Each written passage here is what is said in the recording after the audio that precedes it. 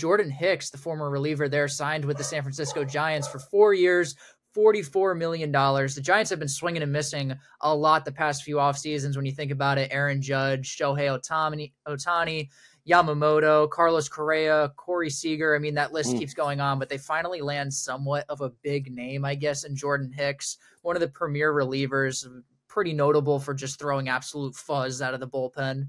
You might not know where it is, but the dude throws gas. But the Giants signed this reliever star as a starter. I was just going to say, I'm pretty sure I saw something that he was signing that deal as a starter.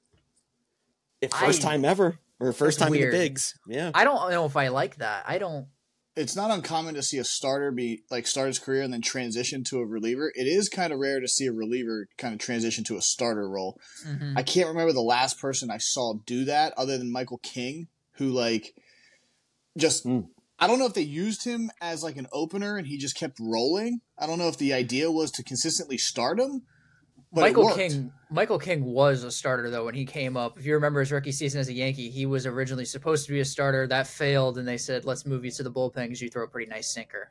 Yeah, but then he just got it back. I can't think of someone that was like big though that like started as a starter and then went to the pen, or I'm sorry, the other way around. Started in the pen. Smoltz didn't he? But that obviously that was in the 90s. Yeah. Though. I mean, shit, that was 30 years ago. Yeah, it's probably I don't know. Try Smoltz.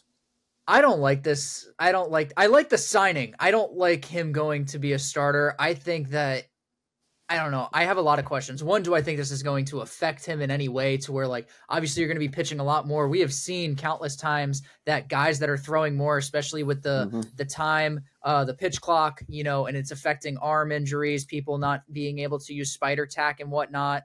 Now you're going to have this guy go out there who throws very, very hard. So it's another thing to kind of center around there. This dude is one of those flamethrowers.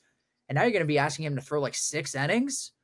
I mean, I'm worried about the injury bug now with this dude. I got 2 questions. What are you signing him? I know he's going to be a starter, but like, what are you signing him to be? Is he going to be your 4 or 5, or is he going to be like your 2? Obviously pretty risky if you're kind of counting on him to be, a front end of the rotation guy when he's never done it before. And then secondly, you kind of hit on it right there, Jedi. How many innings is he really going to be able to throw consistently going in there? What, you going to get 4 innings out of your starter and tax your bullpen every 5th day? I think it's a recipe for disaster. He's not going to be able to throw as hard as he always has to. You mentioned earlier, he's known for throwing fuzz, upper, 101, 102, sometimes even harder. But he's not going to be able to do that consistently anymore. No, I just don't think it really fixes their problems in the offseason. I think their offensive production was horrible. I don't think their lineup's good. Yeah, right. So, does it fill a need? Sure, but I just think the Giants are just so far away. And like we've talked about before, it's not lack of effort. Like, they're trying to land these top guys. They're just not. It's kind of surprising that no one's going there, because I wouldn't mind living in San Francisco, getting paid what they get paid, and playing in that ballpark, which I think is a top 5 ballpark in my opinion.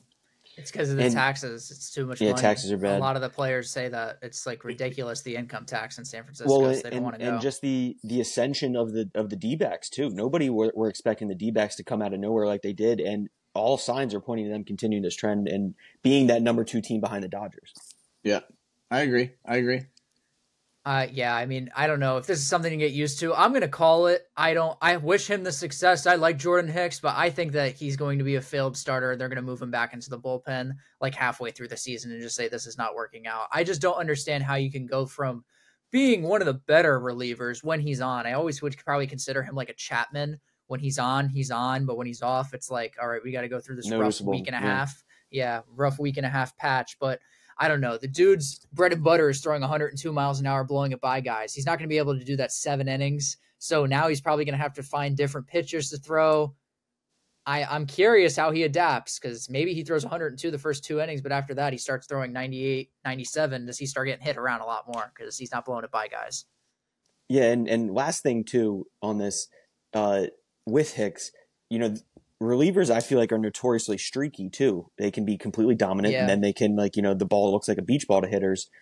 How's that going to be transitioning to starting, where you got to go through the lineup multiple times? You go through ebbs and flows. Jedi, you were a starter in college too. Like, you go through the lineup multiple times. You got to realize you're not going to strike every dude out. You're not going to get every single guy out right away too. So that's an interesting dynamic as well.